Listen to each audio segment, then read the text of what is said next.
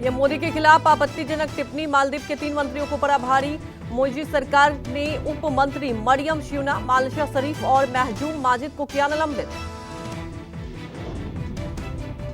मालदीव के उप मंत्री हसन जहान ने 3 मंत्रियों को निकाले जाने की खबरों को बताया वाह। स्थानीय मीडिया पोस्ट का दिया हवाला। पीएम मोदी के खिलाफ बयानबाजी का हो रहा है चौतरफा विरोध। मालदीव सरकार ने मंत्रियों के बयान को बताया निजी राय। सोशल मीडिया पर बयानबाजी को लेकर मंत्रियों को कड़ी हिदायत। पूर्व राष्ट्रपति मोहम्मद सालेह ने भी बयान को बताया अपमानजनक और अस्वीकार्य।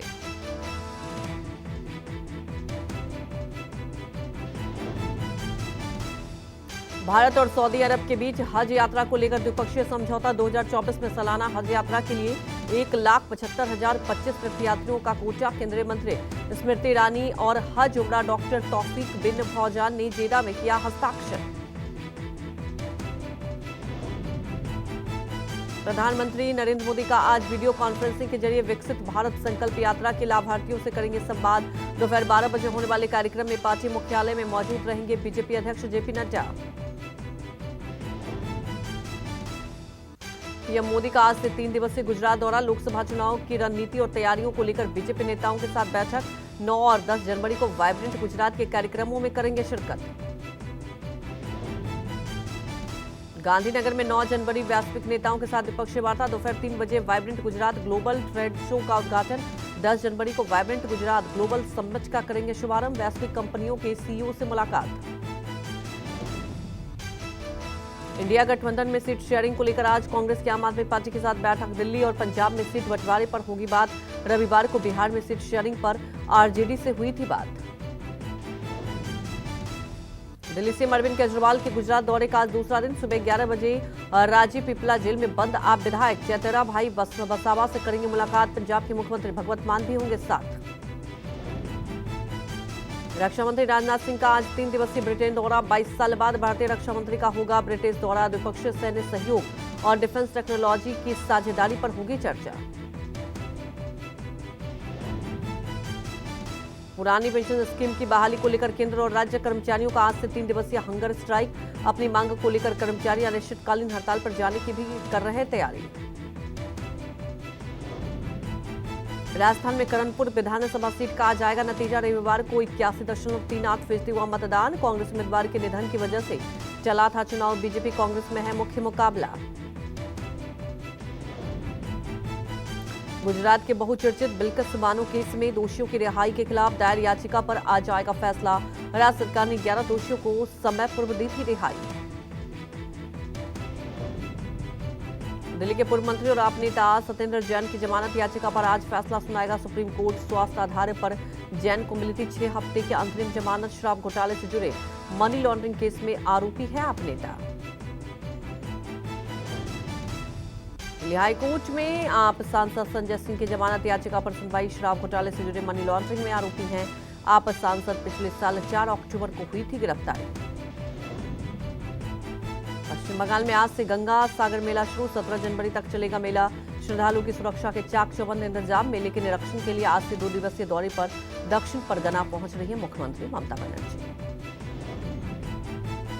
अयोध्या में आज 76 दिनों तक चलने वाला रामोत्सव शुरू हो रहा है। 22 जनवरी को श्री राम जन्मभूमि मंदिर में प्राण प्रतिष्ठा। आज से राम कथा पार्क में कथावाचन भजन कीर्तन सहित शुरू होंगे सांस्कृतिक कार्यक्रम। राजधानी दिल्ली में ठंड का प्रकोप बरकरार। 5वीं तक के स्कूली की बढ़ी छुट्टी। अब 12 जनवरी तक बंद रहेंगे स्कूल। बांग्लादेश में हुए आम चुनाव में सत्तारूढ़ अवामी लीग की बड़ी जीत। 50% से ज्यादा सीटों पर जमाया कब्जा। शेख हसीना का 5वीं बार प्रधानमंत्री बनना तय। बांग्लादेश की प्रधानमंत्री शेख हसीना ने गोपालगंज 3 संसदीय सीट से दर्ज की है रिकॉर्ड जीत। उनके प्रतिद्वंदी को मिले हैं मात्र 459 वोट। 1986 से लगातार 8वीं बार जीती हैं शेख हसीना। जयपुर में डीजीपी और आईजी के 98वें सम्मेलन को पीएम मोदी ने किया संबोधित। महिला सुरक्षा को प्राथमिकता देने का आह्वान। 3 नए आपराधिक कानूनों को बताया नागरिक पहले, गरिमा पहले और न्याय पहले की भावना। टीएमसी नेता शाहजहां शेख के खिलाफ लुकआउट नोटिस जारी। फरार होने की आशंका। लुकआउट नोटिस के साथ एयरपोर्ट पर अहम निर्देश। असम के AIUDF अध्यक्ष और सांसद बदरुद्दीन अजमल का विवादित बयान। अयोध्या में प्राण प्रतिष्ठा को लेकर मुस्लिमों से की 20 से 26 जनवरी तक घर से ना निकलने को कहा। बीजेपी को बताया मुस्लिम विरोधी। केंद्रीय मंत्री गिरिराज सिंह ने बदरुद्दीन के बयान पर पलटवार किया। कहा कि बीजेपी सबका साथ सबका विकास में विश्वास रखती है। अयोध्या में राम मंदिर के दर्शन के लिए यूपी कांग्रेस अध्यक्ष की अगुवाई में जाएगा कांग्रेस नेताओं का दल। प्राण प्रतिष्ठा के पहले मकर संक्रांति के दिन 15 जनवरी को रामलल्ला और हनुमानगढ़ी के करेगा दर्शन। बिहार के डिप्टी सीएम तेजस्वी यादव के बयान पर हरियाणा सरकार के मंत्री का पलटवार। अनिल विज ने कहा विनाशकाली विपरीत बुद्धि। तेजस्वी ने मंदिर की जगह अस्पताल बनाने की कही थी बात।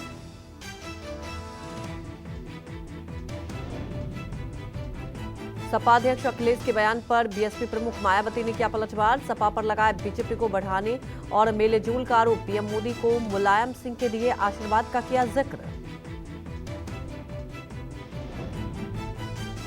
इंडिया गठबंधन में शामिल दलों से सीट शेयरिंग को लेकर चल रही है बातचीत पर बोले कांग्रेस नेता सलमान खुर्शीद। का बैठकें चलती होंगी। बैठक में हर राज्य की परिस्थितियां पर हो रही है चर्चा। इंडिया ब्लॉक सीट बंटवारे पर बिहार के मंत्री तेज प्रताप यादव ने कहा कि पार्टी जो फैसला लेगी उसे सभी को मानना होगा। पार्टी ने अभी तक फैसला नहीं लिया है।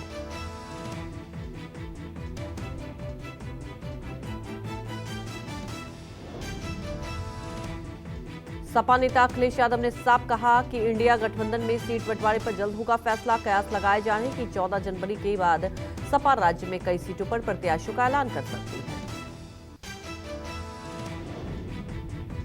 यूपी में समाजवादी पार्टी अध्यक्ष अखिलेश यादव आज सभी जिलाध्यक्षों और महानगर प्रमुखों से करेंगे मुलाकात। 9 जनवरी को विधानसभा चुनाव के प्रत्याशियों और 11 जनवरी को विधानसभा क्षेत्र के अध्यक्षों के साथ बैठक।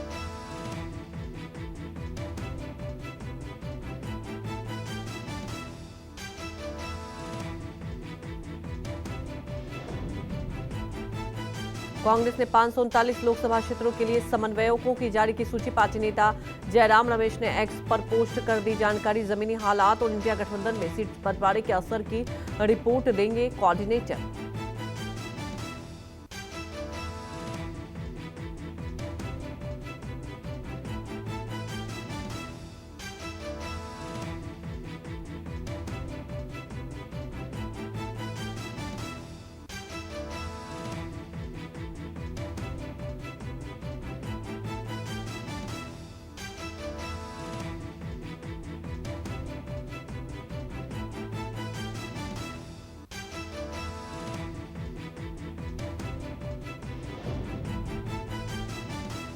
बीजेपी अध्यक्ष जेपी नड्डा का जम्मू दौरा हुआ रद्द। रविवार को खराब मौसम की वजह से नहीं उतर सका नड्डा का विमान। लोकसभा चुनाव की तैयारी के तहत हरियाणा के बाद नड्डा को जाना था जम्मू। गुजरात के भरूच में रविवार को दिल्ली सीएम केजरीवाल ने की जनसभा। बीजेपी पर लगाया आदिवासियों के अपमान का आरोप।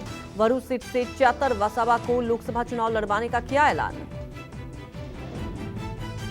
बीजेपी सांसद निशिकांत दुबे ने कांग्रेस नेता राहुल गांधी की प्रस्तावित भारत जोड़ो न्याय यात्रा पर कसा तंज। यात्रा में झारखंड की अनदेखी पर ली चुटकी। कहा शायद राहुल मुझसे बेहद लगाव रखते हैं।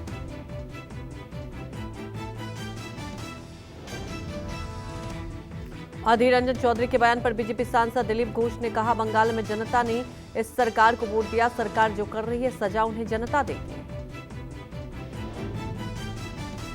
राजस्थान में इंदिरा रसोई योजना का नाम बदलकर श्री अन्नपूर्णा रसोई योजना किए जाने का विरोध। राज्य के मंत्री डॉक्टर किरोड़ी लाल मीणा ने कहा रसोई पर राजनीति करना उचित नहीं। केंद्रीय सहकारिता मंत्री अमित शाह आज दिल्ली के विज्ञान भवन में करेंगे पैक्स महासंगोष्ठी का उद्घाटन। पैक्स के जरिए जन औषधि केंद्रों के सफल संचालन को लेकर हो रहा है कार्यक्रम। केंद्रीय मंत्री सर्बानंद सोनोवाल कोलकाता में पहली अंतर्राष्ट्रीय जलमार्ग विकास परिषद बैठक की करेंगे अध्यक्षता। नदी क्रूज पर्यटन को बढ़ावा और हरित नौका योजना को लेकर होगी चर्चा। कर्नाटक के मुख्यमंत्री सिद्धरामैया ने रविवार को शिरडी में साईं बाबा मंदिर में पूजा अर्चना की। सिद्धरामैया के साथ महाराष्ट्र कांग्रेस प्रभारी एच के पाटिल भी थे। अयोध्या में सूर्यकुंड के light and laser show laser show के जरिए भगवान राम की जीवन और शिक्षा का चित्रण। भारी संख्या में पहुंच रहे हैं श्रद्धालु। राजस्थान के अजमेर में आज से सूफी ख्वाजा मोइनुद्दीन चिश्ती के 812वें उर्स की अनौपचारिक शुरुआत। दरगाह के बुलंद दरवाजे पर होगा झंडा चढ़ाने का रस्म। चांद दिखाने पर 12-13 जनवरी से उर्स की विधिवत शुरुआत। टीएमसी नेता शाहजहां सिंह के खिलाफ लुकआउट नोटिस जारी। फरार होने की आशंका। लुकआउट नोटिस के साथ एयरपोर्ट पर अहम निर्देश। केंद्रीय एजेंसी को संदेह की घटना के बाद टीएमसी नेता शाहजहां सिंह देश छोड़कर भाग सकते हैं। हमले में ईडी के 3 अधिकारी गंभीर रूप से घायल हो गए थे। ईडी और टीएमसी नेता के परिवार ने एक दूसरे के खिलाफ की शिकायत। ईडी पदाधिकारियों के खिलाफ पुलिस ने स्वतः संज्ञान लेते हुए मामला दर्ज किया। ईडी के अधिकारियों पर ताला तोड़कर घुसने का आरोप। ईडी के खिलाफ नजद पुलिस स्टेशन में शिकायत दर्ज। ईडी के अधिकारियों पर आरोप बिना किसी पूर्व सूचना के उनके आवास पर छापा मारने गए।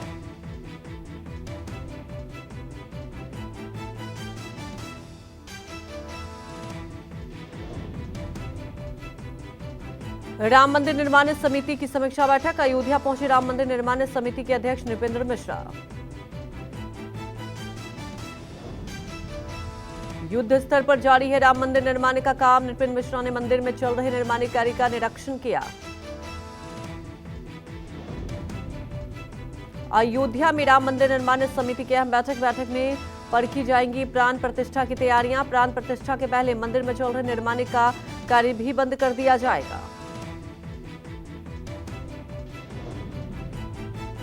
अयोध्या में प्राण प्रतिष्ठा के लिए श्री राम मंदिर का ग्राउंड फ्लोर बनकर तैयार हुआ। मंदिर के पहले फ्लोर पर यात्री सुविधा केंद्र और सुरक्षा के उपकरणों को लगाए जाने का कार्य भी जल्द पूरा हो जाएगा। 22 जनवरी को होने वाले राम मंदिर प्राण प्रतिष्ठा समारोह से पहले अयोध्या का सौंदर्यीकरण। अयोध्या में राम पथ पर बस स्टॉप को राम के चित्र के साथ पेंट किया गया। राम मंदिर प्राण प्रतिष्ठा की रूपरेखा तय हो चुकी है। 17 जनवरी से अयोध्या में पूजा पाठ शुरू हो जाएगा। आगरा आईएसबीटी पर अयोध्या जाने वाले बसों में भी राम भक्त यात्रियों को भगवान श्री राम के भजन की मधुर ध्वनि सुनाई दे रही है। यात्रियों को अयोध्या पहुंचने तक भगवान राम के मधुर भजन सुनाए जा रहे हैं।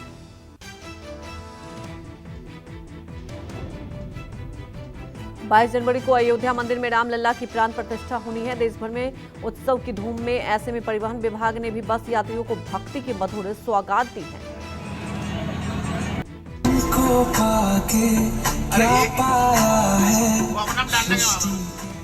ओडिशा के कटक से चुनाव लड़ने की अटकलों के बीच बोले केंद्रीय मंत्री अश्विनी वैष्णव। कहा, मैं सिर्फ पार्टी का एक कार्यकर्ता हूं। पार्टी जो भी मुझसे कहती है मैं वह काम करता हूं।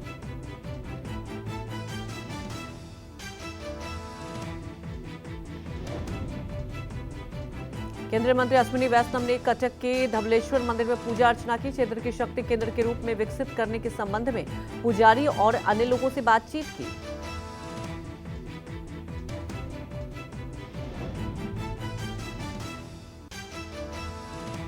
महाराष्ट्र के सीएम एकनाथ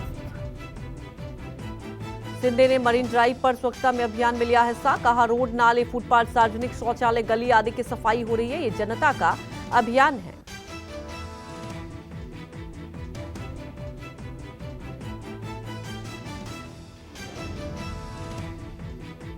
सीएम शिंदे ने कहा, 31 जनवरी तक मरीन ड्राइव से वर्ली तक का फेज एक तरफा पूरा हो जाएगा, जिससे ट्रैफिक से लोगों को राहत मिलेगी। फेज 2 मई तक पूरा हो जाएगा।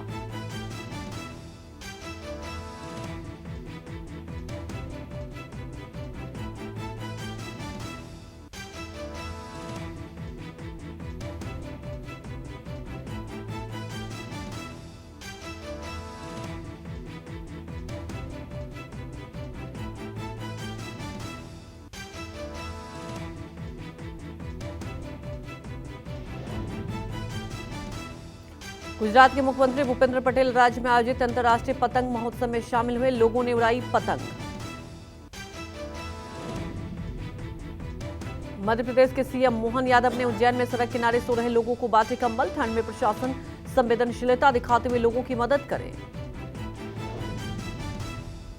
यूपी के प्रयागराज में संगम पर प्रवासी पक्षियों ने डाला डेरा। बड़ी संख्या में साइबेरियन पक्षी देखे जा रहे। सैलानियों को लुभाने लगे हैं साइबेरियन पक्षी।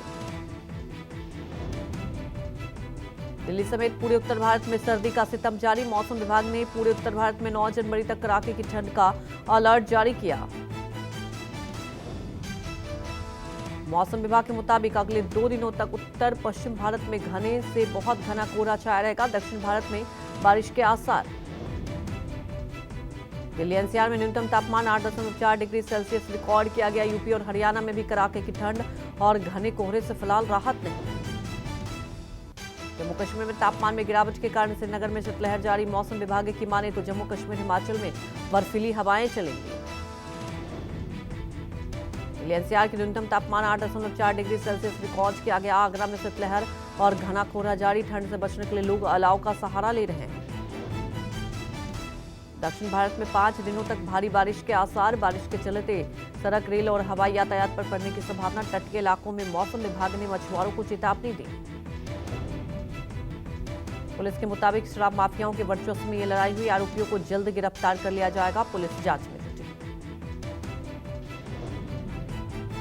बांग्लादेश में एक बार फिर जीत दर्ज करने वाली पीएम शेख हसीना ने भारत को बताया भरोसेमंद दोस्त। कहा, जब हमने अपना परिवार खोया तो उन्होंने आश्रय दिया। पाकिस्तान के पूर्व विदेश मंत्री शाह महमूद कुरैशी को अपने गढ़ मुल्तान से ही चुनाव लड़ने के लिए अयोग्य घोषित। चुनाव न्यायाधिकरण ने नामांकन पत्र अस्वीकार किए जाने के खिलाफ दायर किया है अपील। कतर के पीएम मोहम्मद बिन अब्दुलरहमान अल थानी ने हमास के बंधक बने इजरायली परिवारों से की मुलाकात। 6 बंधक के परिजनों को कतर पीएम ने रिहाई के लिए दोबारा बातचीत शुरू करने का दिया भरोसा। इजरायल के पीएम नेतन्याहू ने गाजा में सैन्य कार्रवाई को रोकने की संभावना को फिर किया खारिज। कहा, बंधकों की रिहाई और हमास के पूरी तरह से खात्मे के बाद ही बंद होगा युद्ध। उत्तर कोरिया ने पश्चिमी तट पर दक्षिण कोरिया से सटे इलाके में 90 गोली दागे। नॉर्थ कोरिया 3 दिनों से लाइव फायरिंग का अभ्यास कर रहा है। किम जोंग के कदम से कोरिया प्रायद्वीप में बढ़ा तनाव। अफगानिस्तान के खिलाफ 11 जनवरी से शुरू हो रहे T20 सीरीज के लिए टीम इंडिया का ऐलान। रोहित शर्मा संभालेंगे टीम की कमान। विराट कोहली की भी हुई वापसी। अफगानिस्तान के खिलाफ सीरीज में हार्दिक पांड्या, सूर्य कुमार यादव और ऋतुराज गायकवाड़ बाहर। रविंद्र जडेजा, बुमराह, सिराज, अय्यर को भी दिया गया आराम। ओलंपिक क्वालिफाइंग मैच खेलने रांची पहुंची न्यूजीलैंड महिला हॉकी टीम की पारंपरिक स्वागत। न्यूजीलैंड महिला टीम की खिलाड़ियों ने उठाया राज्य के पारंपरिक नृत्य का लुत्फ।